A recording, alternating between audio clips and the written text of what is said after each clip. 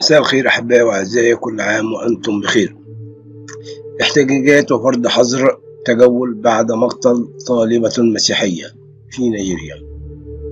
فرضت السلطات النيجيرية حظر تجوال في ولاية شمال غرب البلاد، حيث احتج مئات الأشخاص السبت للمطالبة بالإفراج عن المشتبهين في واقعة القتل الوحشي لطالبة مسيحية متهمة بازدراء الإسلام. وفرض أمين تامبوال حاكم ولاية سوكوتو حظر التجوال لمدة 24 ساعة بأثر فوري، في حين تضخم الاحتجاج في عاصمة الولاية وسط توترات دينية. وقالت الشرطة إن الضحية، وتدعى ديبورا سموئيل، تعرضت للرجم بالحجارة والضرب والحرق حتى الموت الجمعة في كلية شاغاري للتربية بولاية سوكوتو، بعد اتهامها بنشر منشور على وسائل التواصل الاجتماعي يتضمن ازدراء للنبي الإسلام محمد. وقلنا يا جماعة مفيش داعي للكلام دوت، احنا كلنا اخوات وكلنا لينا محبة. الأمم المتحدة يجب التحقيق في أعمال عنف بين مسلمين ومسيحيين في أثيوبيا. أعلن مجلس الشؤون الإسلامية في أمارة أن مذبحة ارتكبت في 26 نيسان على أيدي مسيحيين ضد المسلمين تجمعوا في مقبرة الشيخ إلياس التي تقع بين مسجد وكنيسة أرثوذكسية.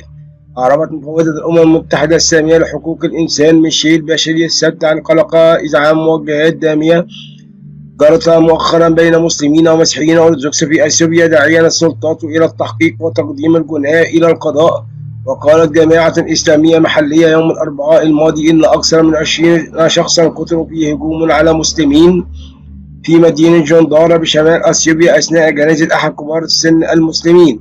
وصف مجلس الشؤون الإسلامية في أمهرة المنطقة التي تقع فيها جندر هجوم الثلاثاء على مقبرة بأنه مذبحة من قبل مسيحيين متطرفين متجهين بالسلاح.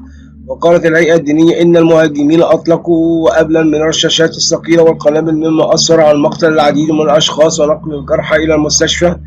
وأضافت إلى أن أكثر من 20 قتلوا في الهجوم التي شهدوا أيضا نهب ممتلكات الإخوة المسلمين. وقال رئيس بلدية جنديرة زودو ماليد لمحطة ABC العامة الآسيوية أن الحادث ينفذ عدد من القليل المتطرفين. وقال وقع بعض الدمار والخسائر في الأرواح من جميع الجهات دون أن يقدم مزيدا من التفاصيل حول هوية المهاجمين أو الضحايا. وأضاف تمت السيطرة على الوضع بحلول الساعة 4 مساء، ولم يتسنى الوصول إلى مسؤولين في حكومة إقليم أمهرة. بينما رفضت شرطة جندر التعليق، كانت المقبرة التي وقع فيها الهجوم موضع نزاع مستمر بين المسلمين والمسيحيين الأرثوذكس الذين يشكلون غالبية سكان أثيوبيا. قال مجلس الشؤون الإسلامية في بيانه على الرغم من اتخاذ إجراءات واسعة النطاق لاجتياح المقبرة، إلا أن المكان كان تاريخيا في جميع الأوقات مقبرة إسلامية. وقال عمدة المدينة أن المهاجمين كانوا متطرفين سعوا لإحراقها وتدميرها وزعزعة استقرارها ونهبها. وأضاف هذا لا يمثل بأي حال من الأحوال المجتمع الإسلامي والمسيحي بشكل المسلمين، ويشكل المسلمين ثلث سكان أثيوبيا البالغ عددهم 110 مليون نسمة، وهم أقلية صغيرة في أمهرة، ثاني أكبر منطقة في البلاد من حيث عدد السكان، ويهمن عليها المسيحيون والأرثوذكس. وفي 2019 هجمت عدة مساجد في بلدة موتع بأمهرة على بأغد أكثر، وكذلك أيضا هجم المسلمين على الكنائس الأخرى. يحذر المحللون من أن النزاعات التي يبدو أنها متجدرة في الدين في أثيوبيا غالبا ما تتشكل أيضا من خلال العلاقات والخلافات حول الأراضي. إسلاميون يهاجمون بوحشية خدمة كنيسة بعد أن اختاروا 8 مسلمين يسوع مسيح أوغندي قتل على يد مسلم من مشاركة إيمانه فقدنا مبشرا دنماركيا. قالت مصادر أن مسيحيا في شرق أوغندا توفى يوم 10 متأثرا بجروح في الرأس أصيب بها في هجوم شن متطرفون إسلاميون الأسبوع السابق. أفادت مورنينج ستار الذي يدعى روبرت بونجي 28 سنة قد رافق القس أمبيروز مغيشا من كنيسة آليم الخمسينية في قرية نيمرينجا في نقاش مفتوح حول المسيحية والإسلام عقد في قرية سيرمولا. خلال المناقشة قام العديد من المسلمين بتهديد وتحدي المتحورين، قال لأحدهم أنت تستحق الموت، وأفيد أن عائلته رشت بالحمض بعد ترك الإسلام ورفضت التخلي عن الإيمان الجديد بيسوع. بعد انتهاء المناقشة أن لقي 41 شخصا حتى في حريق أثناء احتفال جماعي في كنيسة معظمهم أطفال. لقي ما لا يقل عن 41 شخصا مصرعا، وأصيب 45 آخرين في حريق اندلع في كنيسة القبطية في الجيزة. القريبة من العاصمة المصرية القاهرة بحسب ما جاء ظهر الأحد من قبل سلطات البلاد. وبحسب التقرير اندلع حريق شديد في كنيسة أبو سيف في حي إمبابة المكتظ بالسكان في الجيزة، وألحق أضرارا أيضا بالمباني المجاورة. قال مسؤولون أمنيون ومحليون واندلع الحريق في خلال احتفال جماعي في الكنيسة حضره 5000 شخص. وأفاد مسؤولون أمنيون وكالة رويترز الأنباء أن الحريق اندلع بسبب ماسم كهربائي، وبحسب أقوالهم قال أغلبية القتلى هم من الأطفال. وذكر وزارة الصحة بالقاهرة في وقت سابق أن نحو 55 تعرضوا لإصابات أثناء الحريق، وأرسلت السلطات 15 سيارة إطفاء إلى مكان الحادث لإخماد النار. وقتل العديد بسبب نوبة الهلع في الكنيسة. وقال ياسر منير أحد المشاركين في الحفلة التي انتهت بالكارثة أن الناس تجمعوا في الطابق الثالث والرابع وشواهد الدخان يتصاعد من الطابق الثاني، وركض الناس على الدرج وبدأوا بالسقوط على بعضهم البعض. وقال بأنه نجا هو وابنته وتمكن من الفرار من الحريق لأنه كان في الطابق الأول، وشهد أنه سمع انفجار قوي ولاحظ حريقا يتصاعد من نوافذ.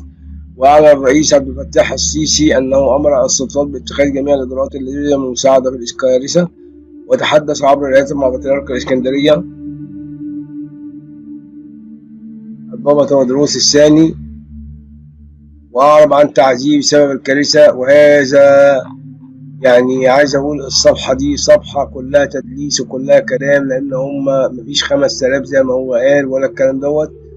فواضح إن إحنا اخترنا موقع فاشل. ده موقع يعني يثير الفتنة ويثير واضح إنه بيتقال كلام غير حقيقي بالمرة، ولكن هذه آخر مرة سوف نقول فيها من هذه الصفحة السوداء، الصفحة التي تثير وتريد إثارة الفتنة. ولكن لدينا المواقع الفاضلة بتاعتنا، مواقع جميلة. رئيس الوزراء يتفقد مشروعات تطوير موقع التجلي الأعظم بمدينة سانت كاترين. رئيس الوزراء مدبولي تكليفات من الرئيس بوضع المدينة في مكانتها اللائقة التي تستحقها هذه البقعة الطاهرة المقدسة، وتعظيم الاستفادة من خلال المقومات السياحية الموجودة. وخلال اليوم الثاني من تواجده بمحافظة جنوب سيناء لمتابعة استعدادات استضافة قمة المناخ الشهر القادم، توجه الدكتور مصطفى مدبولي رئيس مجلس الوزراء إلى مدينة سانت كاترين لتفقد عدد من مشروعات تطوير موقع التجلي الأعظم الذي يتم تنفيذها بالمدينة طبقا لتوجيهات السيد الرئيس عبد الفتاح السيسي رئيس الجمهورية. وأكد رئيس الوزراء في مستهل جولته أن هذه الزيارة لمدينة سانت كاترين تأتي في إطار متابعة تنفيذ ما كلف به السيد الرئيس الجمهورية رئيس الجمهورية عبد الفتاح السيسي بتطوير المدينة ووضعها في مكانتها. شكرا لكم أحبائي وأعزائي، ولكم مني كل الحب والتقدير، وسلام الرب يكون معكم. أمين. سوف نبديكم بكل ما هو جديد وجديد. قناتكم قناة